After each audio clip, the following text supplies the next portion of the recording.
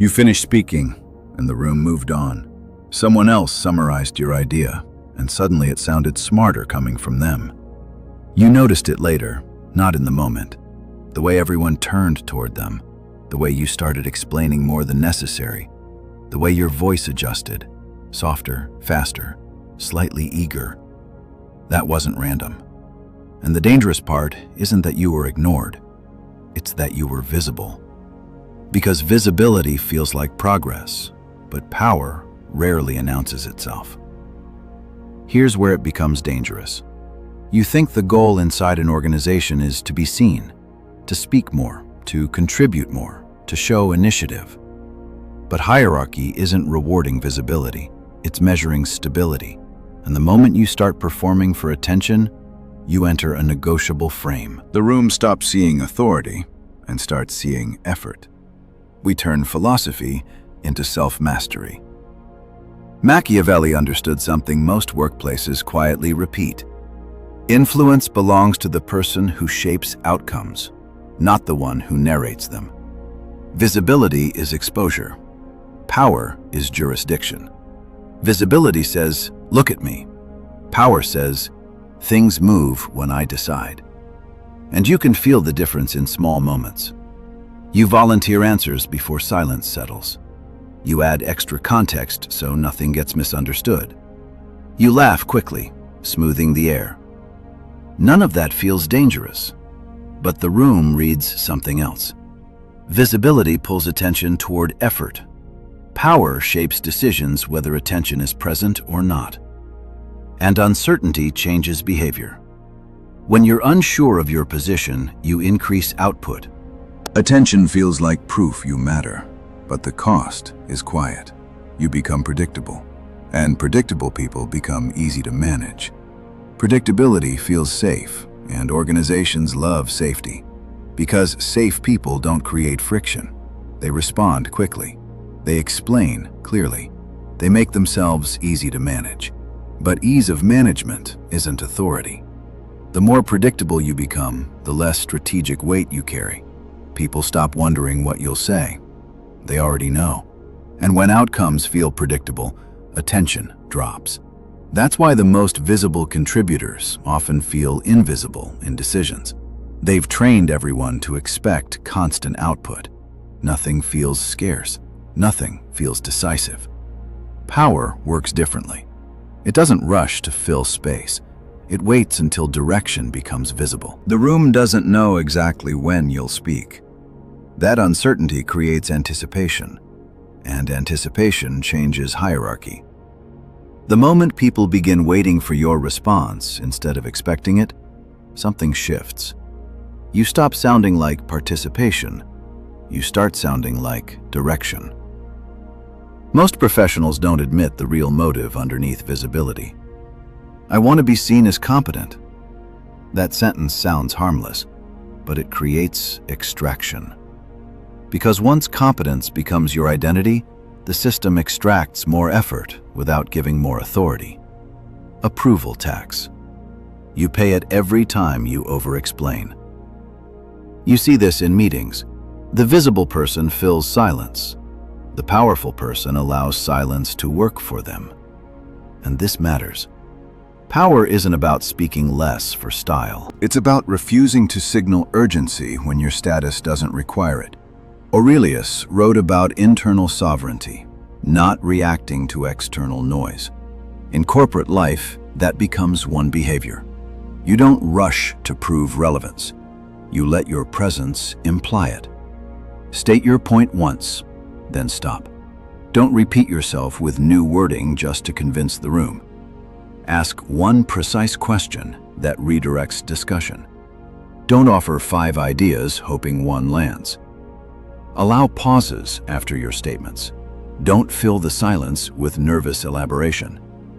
Because silence is jurisdiction. The room unconsciously assigns authority to the person least desperate for validation. And here's the contradiction. Visibility feels active. Power looks passive.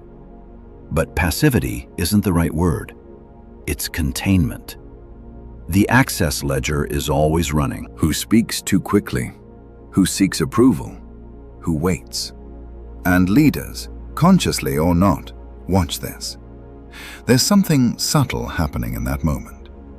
The room isn't only listening to what you say, it's measuring how much you need them to agree. Hierarchy forms around emotional stability, not intelligence, not effort, stability.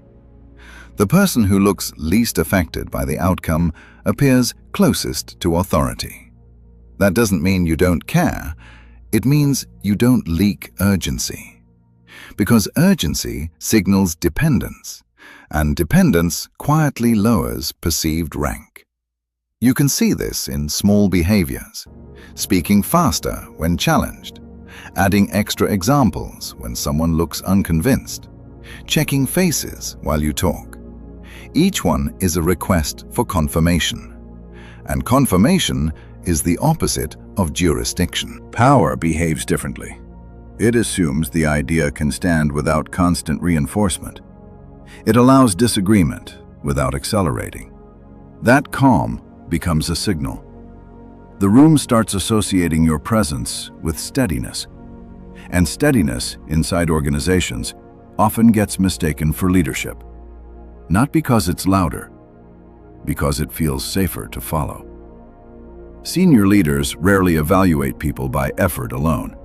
They evaluate pressure response. Who speeds up when challenged? Who overcorrects when misunderstood?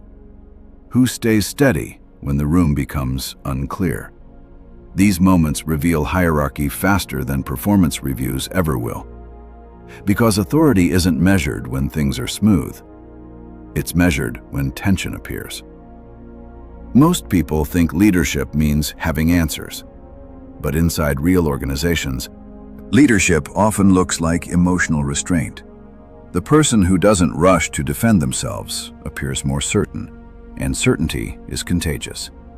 When someone remains calm, others borrow that calm. That's why power often feels quiet, not passive, stabilizing. The room begins orienting around the person who doesn't react first, and once that happens, your words stop sounding like contributions. They start sounding like direction. Mini case study. Tuesday morning, glass conference room, quarterly review. You present first. Detailed slides, clear analysis, energy high. Halfway through, you notice your manager nodding but looking elsewhere. Later, another colleague speaks. Fewer words, no urgency. He references your data, but frames it as a strategic risk. The room leans in. Decision shifts toward his recommendation. You leave confused. You were visible. He barely spoke. And yet the room moved with him. That's the moment most people never understand. Because what happened there wasn't charisma. It was hierarchy. Visibility focuses attention on effort. Power focuses attention on interpretation. He didn't compete with your output.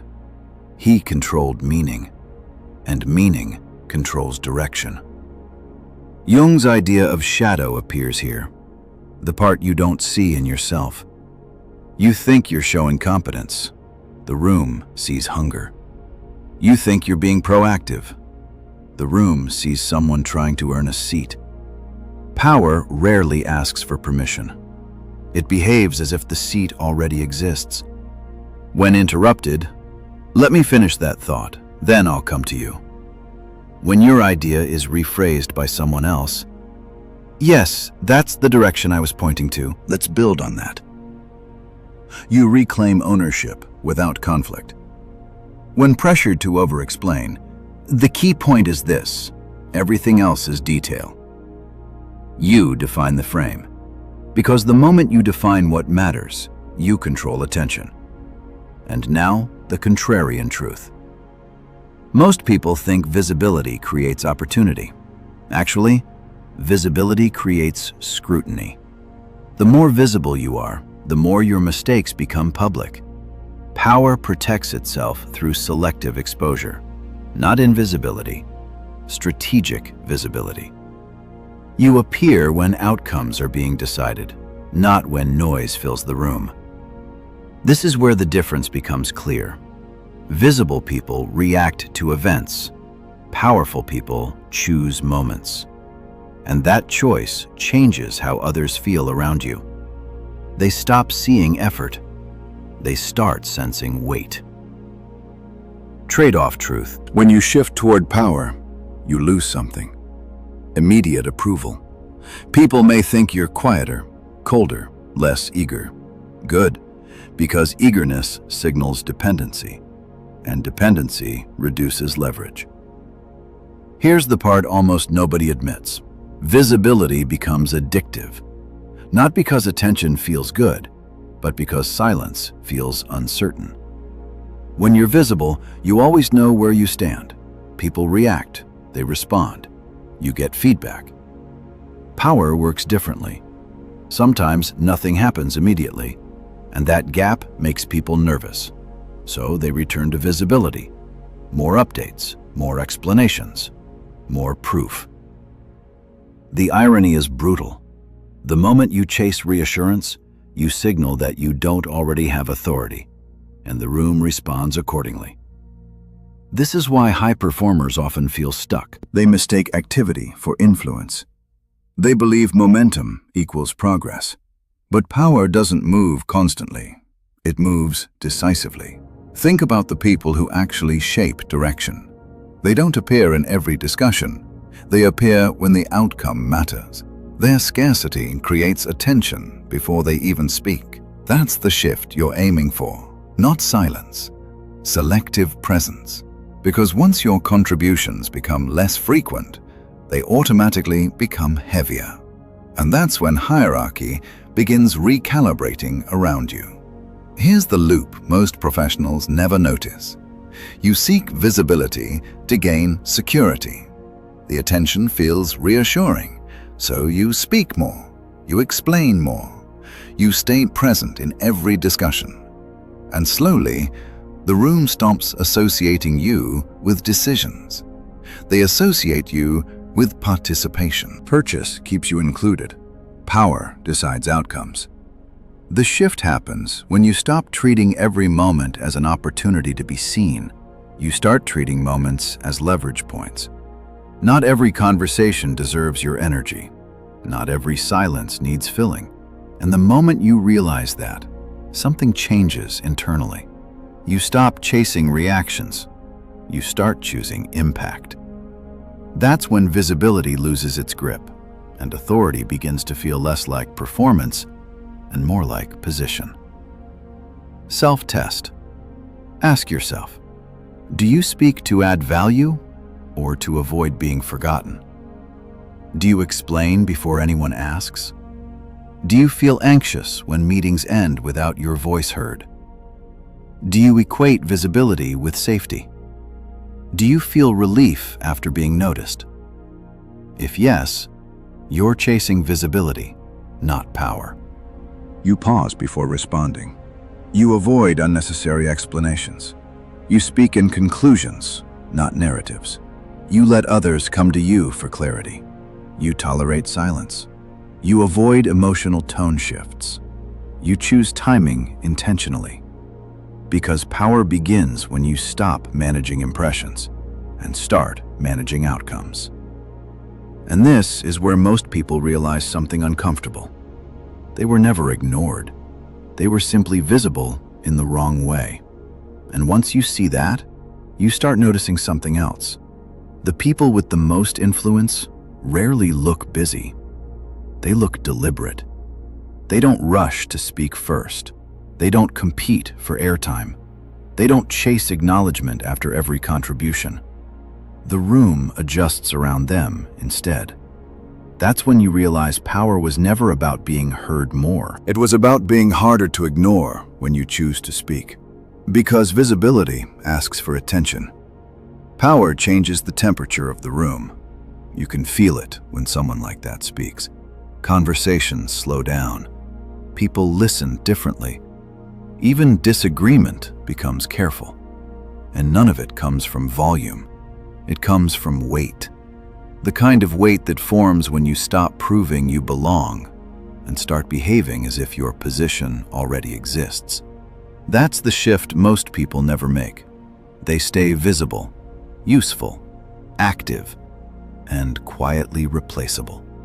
But once you understand what the room is really measuring, you can't go back to performing for attention.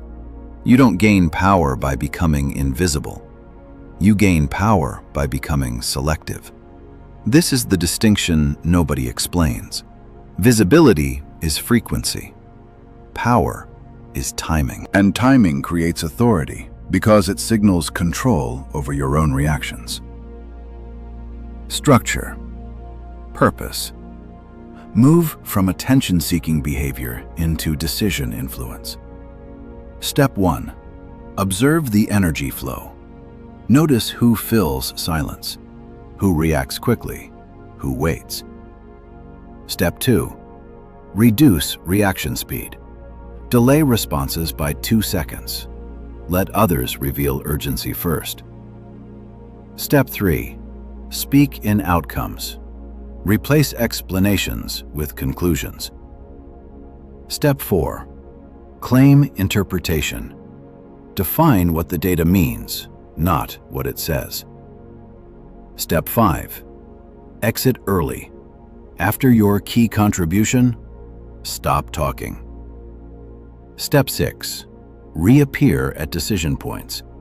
Engage when choices form, not during brainstorming noise. If you disappear emotionally, you lose relevance. Power is presence, not absence. Thumb hovering before sending messages, rewriting emails repeatedly, adding extra sentences just in case. These are visibility signals. Send cleaner communication, fewer words, clearer stakes. Because power doesn't explain itself into acceptance, it assumes clarity. Case study continuation. Same workplace, 2 months later. You speak less in meetings. At first, discomfort. People fill space without you. Then something shifts. When you finally speak, the room waits. Your manager asks for your take before moving forward. Nothing about your intelligence changed, only your visibility pattern. You moved from constant signal to controlled signal, and controlled signal creates authority. The transition period is where most people quit. You try speaking less, and the room doesn't change immediately. People keep talking over each other. Decisions keep moving without you. And your instinct says, go back to being visible. This is the test, because power doesn't appear the moment you change behavior. It appears after the room realizes the change is permanent. You're retraining expectations. When you stop reacting instantly, others start revealing their urgency. They rush, they explain, they fill silence, and you begin seeing something clearly. Most conversations aren't influence, it's reassurance. That's why timing matters more than contribution count. You're no longer trying to participate in every moment. You're waiting for the moment that shapes direction. And when you finally speak, fewer words, clearer intent, the contrast becomes obvious. That contrast creates authority. The first time you do this, it feels wrong. You'll sit in a meeting and feel the impulse to jump in early. Your brain interprets silence as risk. That's normal. You trained yourself to equate visibility with safety. Now you're reversing the pattern. At first, people talk over the space you used to fill. Ideas stack quickly, energy rises, and you stay quiet a little longer than feels comfortable. Not passive, observant. You're watching where decisions actually begin forming. Because most workplace conversation is movement without direction. Power enters when direction appears. Timing. That's when you speak. Short sentence, clear conclusion. Then you stop. and something subtle changes. People stop reacting to your volume and start reacting to your timing. That's when influence starts replacing participation. Not because you changed your intelligence, because you changed your rhythm. Epictetus said, "Control what is yours, your responses." In corporate environments, that means controlling when you engage. Enter conversations with one clear objective. Don't improvise commentary just to stay relevant. Let others argue details. Don't defend every point personally. Summarize decisions. Don't narrate your thinking process, because summaries sound like leadership. Narration sounds like effort. Every meeting has layers: surface discussion, clarification, debate, then direction.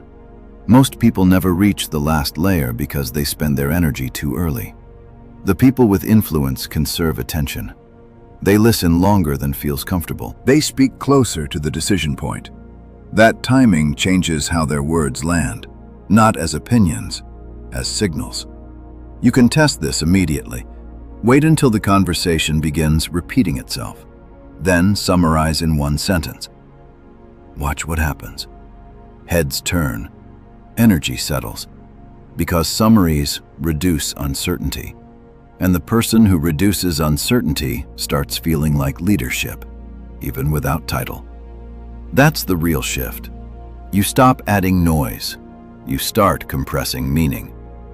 There's a hidden hierarchy inside every conversation. Early speakers create noise. Late speakers create direction. The difference isn't confidence, it's positioning. When you speak early, you're competing for attention.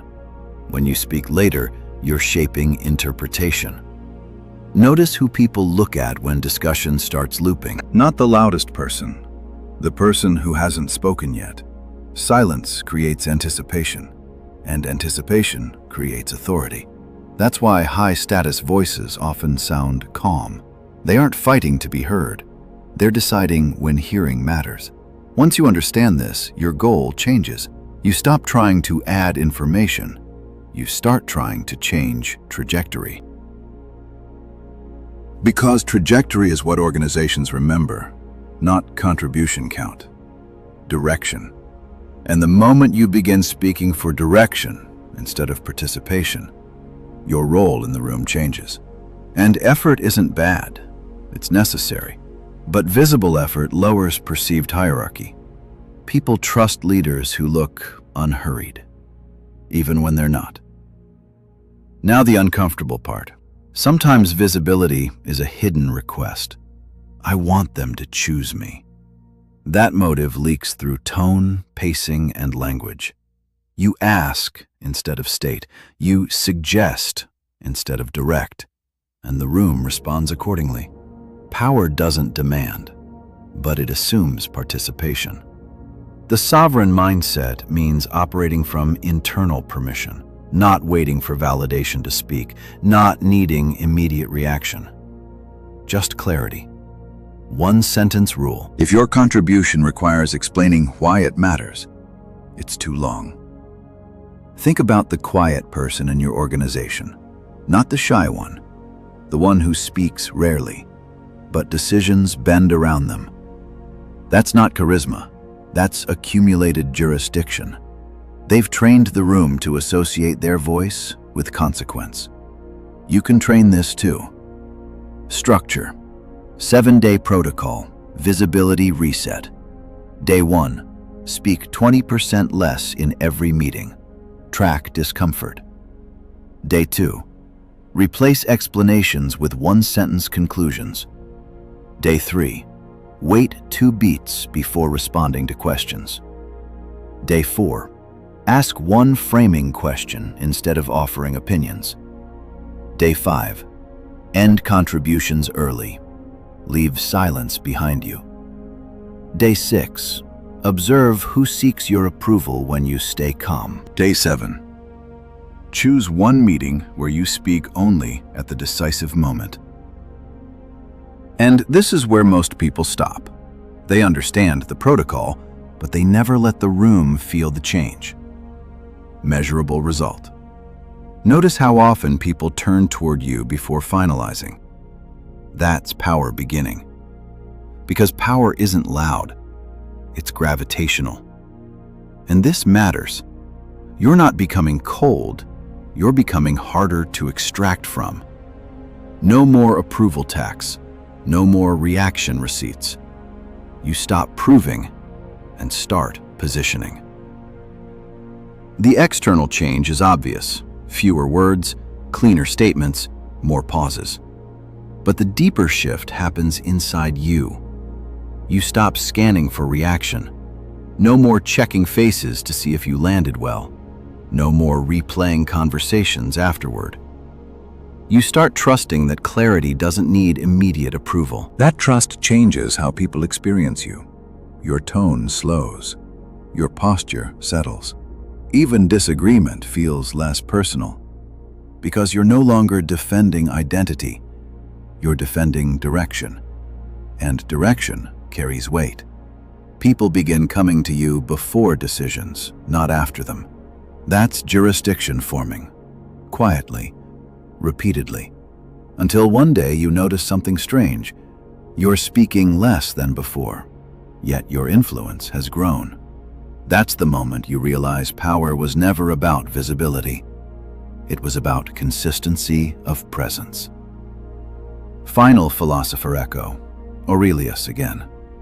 Your value doesn't increase when others notice it. It increases when you stop negotiating it. And now the final distinction. Visibility asks, do you see me? Power asks, what happens if I don't move?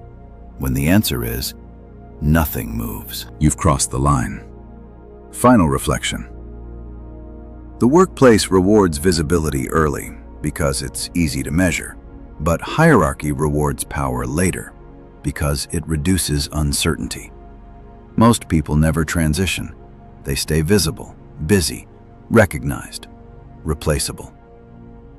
You're here because you're starting to notice the difference. And once you see it, you can't unsee it. Experiment. 3 days. Speak only when you can change direction, not when you can add information. Track 3 things. How often silence stretches after you speak. How often others reference your words later. How often you feel the urge to fill space and don't. Then come back and report the data. Not stories, data. Because power isn't a feeling. It's a pattern you can measure. And once you start measuring it, you notice something strange. Your presence begins changing the room before you speak. People slow down when you lean forward. They wait slightly longer before closing decisions. They look toward you when things become unclear. None of this happens because you demanded attention. It happens because you stopped competing for it. That's the paradox. Visibility chases reaction. Power changes expectations. And expectation is what makes authority feel real. Because when people start anticipating your input instead of ignoring it, the hierarchy has already shifted. Quietly, without announcement, without permission. You didn't become louder. You became harder to move without. Now pay attention to what happens next. The moment you start changing your timing, people will test it. They'll interrupt faster, push for quick answers, try to pull you back into constant visibility. Not because they're against you, because that's the version of you they're used to controlling. This is where most people fail. They mistake resistance for failure and return to old patterns. Don't. Let the discomfort sit. Let silence stretch. Let the room adjust. Because power isn't proven when everything feels smooth. It's proven when you refuse to collapse back into performance. So here's the real challenge. For the next 3 days, test this. Speak only when you can change direction, not when you can add information. Watch what happens. How often silence stretches after you speak. How often others reference your words later. How often you resist the urge to fill space. Because power isn't loud. It's a pattern. And once the room starts anticipating your timing instead of your effort, the hierarchy has already shifted, quietly, without permission. And once you start seeing it as a pattern, you stop chasing moments, you start shaping expectations. People begin assuming something different about you. Not that you'll always speak, that when you do, it matters. That expectation changes the room before your voice even enters it. Conversations slow slightly. People wait a fraction longer. Decisions pause. Not because you demanded attention, because your timing trained them to associate your words with consequence. That's how authority accumulates. Quietly, repeatedly. One restrained moment at a time. No announcement, no dramatic shift, just perception adjusting around you. And eventually, you notice something impossible to ignore. You're no longer trying to be seen. You're being referenced when you're not there. That's when visibility ends, and power becomes structural. Not something you perform, something the room expects from you.